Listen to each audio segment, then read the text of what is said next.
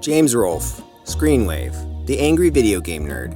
Those names are all anyone seems to talk about when it comes to Cinemassacre these days. Cinemassacre is a YouTube channel created by James Rolfe, who created The Angry Video Game Nerd, a hugely popular web series that blew up after his first few episodes, back in 2006. There was a time when James Rolfe could do no wrong in some people's eyes. What has he done wrong, you may ask? Honestly, it's subjective. Has he mentioned his lack of time way too many times? Has he given over his artistic integrity to a company that lacks the charisma and passion to do the Cinemassacre channel justice? Has he pushed away his friends who helped make his channel what it is today? Who cares? I'm here to talk about Board James. Remember that? Board James is a show he made at what I consider the peak of Cinemassacre, the time between 2009 and 2015. This show is my favorite thing to come out of Cinemassacre. The vibe, the innocence, the horror, the unnecessarily complicated plot. Board James is sorely missed. It may have killed a friendship dating back to grade school, but we'll get into that later on in the video. What happened to James Rolfe, Mike Matei, and Bootsy after Season 3 wrapped up the series for good? How did this series change them? Well, sit back, relax, grab a Mr. Bucket full of cheeseballs, and let's dive into the mystery of Board James.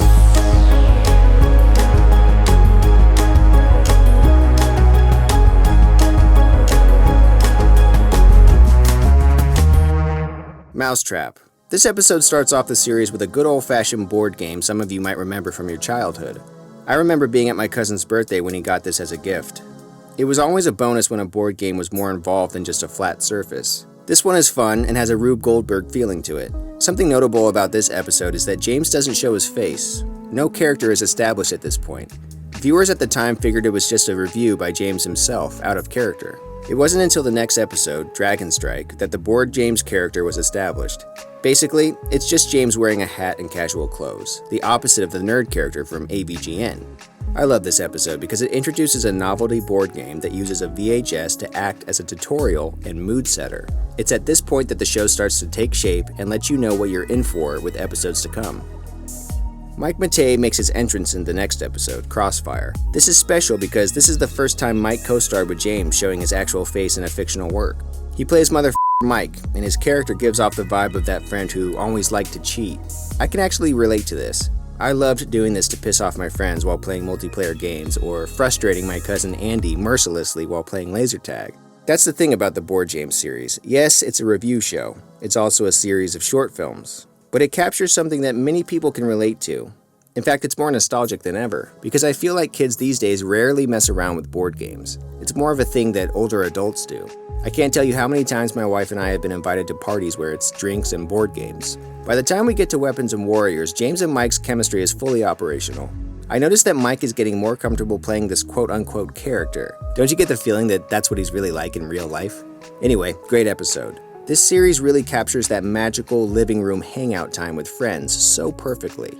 I've watched all 3 seasons of Board James in a row on numerous occasions. It's such a chill atmosphere. I think that's why people flock to YouTube so much. It allows for different formats than the strictly plot-driven fare from Hollywood. Hollywood would look at this series and totally misunderstand what the appeal is.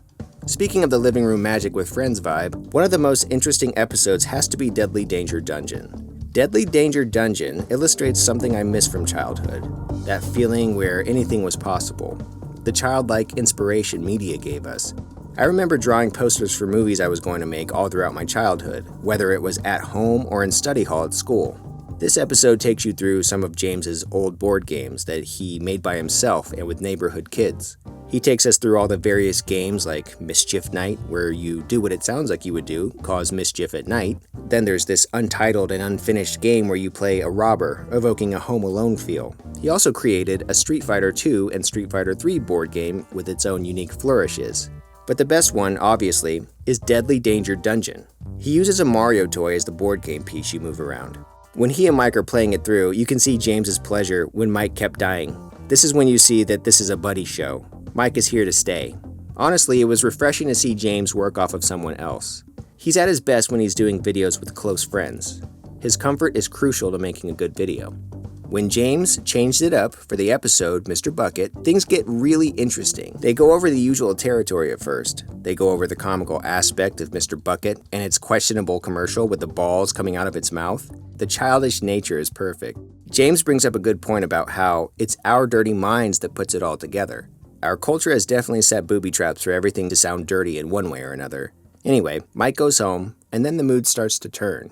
This is where you can tell James was having a ball. He's always been a filmmaker first. Long before he was considered a comical game reviewer, James had been a full-blown filmmaker in his own mind. Since childhood, he would continually make backyard movies and never stopped honing his craft. That's what he craves doing. The way he conveys how Mike lives next door was also something that stood out to me when I first watched this episode. Mike Matei doesn't really live next door in real life. James digitally inserted Mike's bedroom window through the glass pane in his kitchen. That was a smart way of conveying a phone conversation without using the usual cutting back and forth method. He makes great use of shadows and the cozy sounds of rain and wind, which let you know you're in for a spooky night.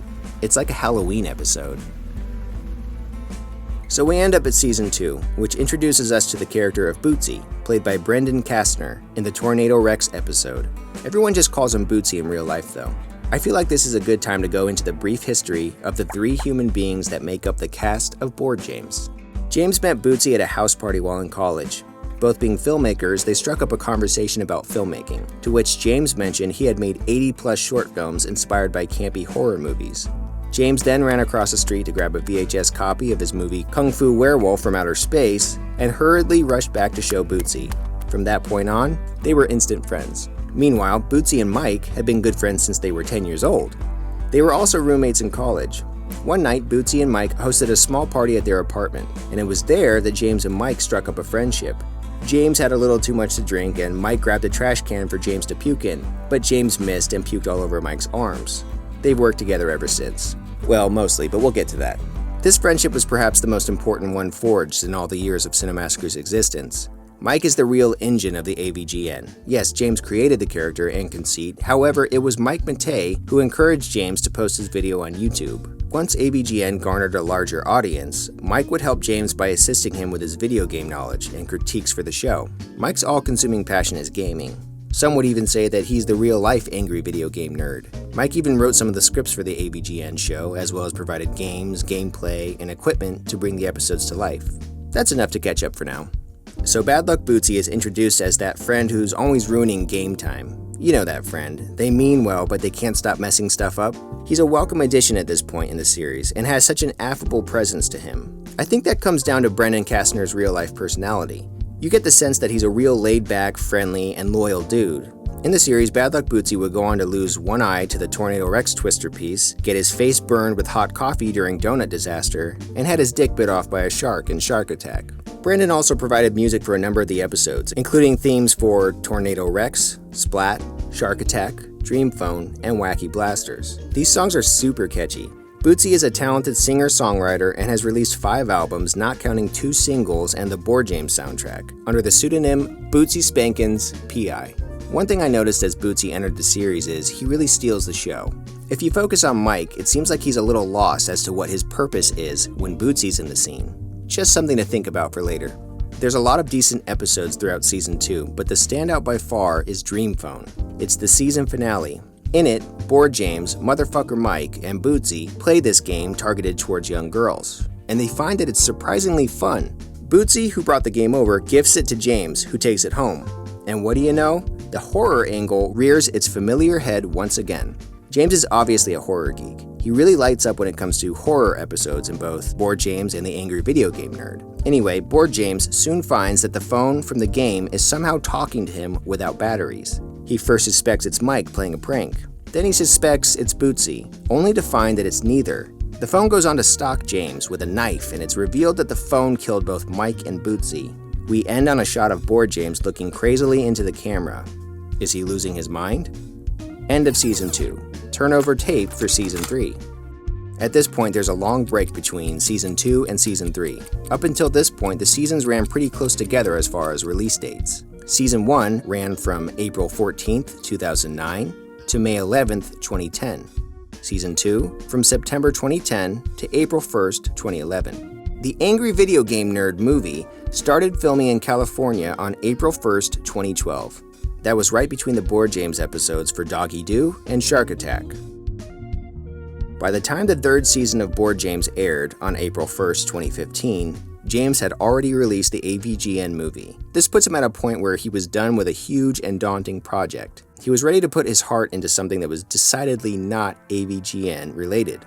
Board James Season 3 was James at his most free. You could tell he was grateful to be doing something fresh and ambitious, yet smaller scale than a feature film. I think James had a really hard time on the AVGN movie. He had a huge cast and crew to deal with while out of his comfort zone in California. Think about that. Going from recording yourself in your basement or getting the help of a few friends to shooting a 2-hour movie with a substantially larger cast and crew. It was probably nerve-wracking for him, let's be honest. Look, the AVGN movie was so bad. I wanted to like it, but I couldn't. His acting was like watching a wax figure melting slowly. He wasn't like his usual nerd character at all. He's mentioned his struggle with communicating before. In school, I had a rough time communicating. I went to special ed for 7.5 years. I liked it, I had a good time, but socializing in general, I was a little awkward. Art always made me feel comfortable. It does seem like James is at his best when he has an intimate setting with people he knows and trusts. I only bring this up to highlight how much of a homecoming it must have been to be with 2 of his best buds in his house making a small but personal passion project once again. How could it go wrong? Well, it could. On March 12, 2015, James released a video titled The Making of Board James Episodes 1 through 19, which covers the first 2 seasons. In it, you'll notice that Bootsy, James, and Mike are all sitting on his futon. They seem to be in relatively good spirits. I mean, sometimes Mike looks pissed or bored, but still. Now, let's examine Bootsy. His body language is engaged most of the video. He's interested in giving his thoughts and insights. He's talking positively about his experiences doing the show. This will be important later on in the video. For now, let's take a look at what Season 3 had to offer us. The first 2 episodes are Omega Virus and Lie Detector. Omega Virus catches us up with Board James, who is lonely and has no one to play board games with after the deaths of his 2 best friends. This episode seemed like James was taking his time leading up to the return of Bootsy and Mother Mike. Again, it was probably like a vacation for James, shooting and setting up everything at his own pace after filming the AVGN movie. Lie Detector is where things get a little more intriguing. While he's playing the lie detector game, the fight promoter starts ordering James to read the back of the box. This is where James sees the suspects of a murder. The fight promoter keeps taunting him, making James recall the Dream Phone episode. He accuses James of murdering his friends, which James denies. It leads us to hypothesize that Board James is schizophrenic and really did murder his friends. I love how he called back to the previous episodes to support this theory. The end of the episode gives us a choose-your-own-adventure choice. Is he the killer? True or false? Regardless of your choice, we end up at episode 22, Ouija and Domino Rally. Ouija, whatever. It starts out with Board James trying to contact Mike and Bootsy before getting distracted by Domino Rally. This part is your standard format for the series, a look at how the game plays out. Once he sets up the game, the planchette from the Ouija board hits the dominoes and sets them off. This gets James' attention and he returns to the Ouija board once more. He chants some spells and eventually passes out. When he awakens, he's in a weird otherworldly place. Suddenly, Mr. Bucket and the possessed Dream Phone, holding a gun, which is hilarious, starts attacking James. But it's not long before Mofo Mike comes to the rescue dressed as Elvis, taking down the evil game pieces. After a round of Hangman and catching Mike cheating in the reflection of a mirror, it's confirmed that this is the real Mike, back from the dead somehow. Rodney Dangerfield comes to life and they all hit up the Ouija board one last time. They chant some spells and all of a sudden, Bootsy appears. Everything is back to normal. Until it's not. It ends on the boys saying, "Nevermore," and James looking at us, the audience, and saying, "Quoth the Raven, nevermore," and laughing into the camera, which is, I don't know, it just, yeah, well. This part looks like he shot it by himself. In fact, there's a bunch of parts in the series where it looks like he got performances from himself in the most comfortable way possible. Solo. Episodes 23 to 25 are good, but don't really move the plot along in a big way until we get to the final 2 episodes. Episode 26, 13 Dead End Drive. The boys go through the game as usual, but the atmosphere is cloaked in shadows. The mood is mysterious. Mike and Bootsy seem anxious to leave. When they attempt this, they find they are trapped. James ropes them into playing more of the game before getting distracted and laughing maniacally. Mike and Bootsy take this opportunity to sneak away. In the attic, they find an old article about a serial killer called the Hangman. Then Bored James appears out of nowhere. I gotta say, James expertly captures the creepy atmosphere in this episode. The final scene of this episode is of Bored James in a jail cell with long hair. In the last episode of the series, Nightmare, it's revealed that the version of Bored James in the jail cell is named BJ, a serial killer who is nicknamed the Hangman. Meanwhile, James, Bootsy, and Mike are gathered around the Nightmare game, and it's revealed that they're all in some sort of purgatory, all of them having died in the episode before. I won't give a play-by-play of the whole episode, I'll just say that it goes on to show that each game they play is like a world. Each time they die in one game, they reincarnate into another one. They all end up dying and slipping from game world to game world. James Rolfe was inspired by Inception with the whole dream within a dream concept. He said it's basically the inception of board games. The Bored James series was over, but behind the scenes, things were starting to reach a boiling point. How did the end of this show affect our three main actors? Well, let's take a look at the footage of Cinemassacre's 2015 Bored James documentary, which covers all the episodes from Season 3. Remember earlier when I brought up Bootsy's body language in the making of video? Well, this one shows a much different vibe. Look at how Bootsy's crossing his arms almost the whole time he speaks on camera. Also notice that the guys aren't sitting together this time around. They're all filming their end of the interview separately. Bootsy, as always, is a laid-back guy. However, it seems like he had a lot more to complain about this time. He lamented about how it was a painful and long process to film this last season. He seemed to resent the abuse he goes through for the episodes. He even says, "Why do I work with this guy? I hope this is the last episode." At first, you'd be tempted to shrug this off as a friendly ball-busting. However, when you dive deeper into what was happening behind the scenes, you'll understand that things were much more serious than we had initially thought. Although Mike and Bootsy had a series of Let's Play videos on Cinemassacre aptly called Mike and Bootsy that ran from 2015 to 2017, things weren't going so well for the two childhood friends. We don't know exactly what transpired, but there was a falling out to say the least. Was it jealousy? Ego? Was it monetary? We may never know. It's no secret that Bootsy is a fan favorite. It seems to be pretty unanimous amongst fans. It's been speculated that Mike grew jealous of Bootsy soaking up too much of the spotlight. It might have been one thing if Bootsy was just a better actor or more likable than Mike. But Bootsy came in and was also a better gamer. This encroached on Mike's territory. In 2017, Bootsy announced from his Reddit account that he had left Cinemassacre for good. This was in response to something Mike posted on the Cinemassacre Reddit account. Mike Matei on Bootsy from Cinemassacre Reddit, May 29th, 2017. This is something that is really just between him and I don't think it's everyone's business, frankly. But what I will say is that I don't have a problem with him. I just decided to move on. It was never my intention for us to do Let's Play videos together until the end of time. At some point, shows end. The videos we recorded were fun and we had a good run, but I got tired of it. He's a great gamer and a great musician. I wish him well with that. Bootsy's response from Reddit, March 20th, 2019.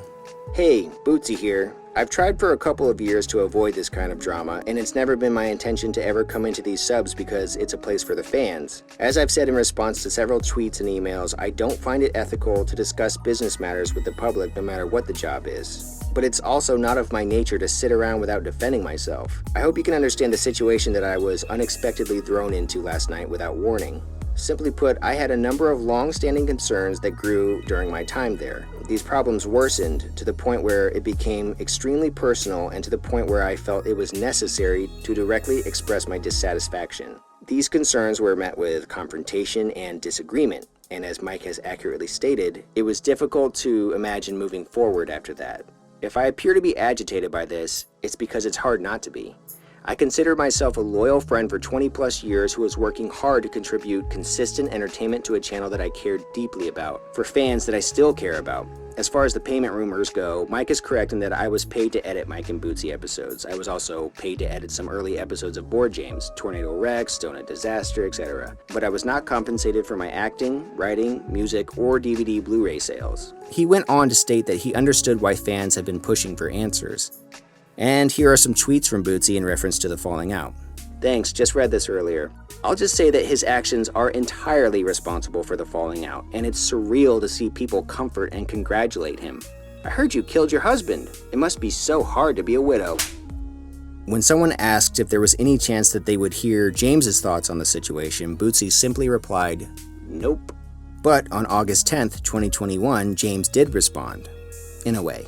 In the Q&A section of the first episode of the now-defunct Cinemassacre podcast, a fan stated, "I would like to hear James talk about Bootsy, Kyle, and even Mike.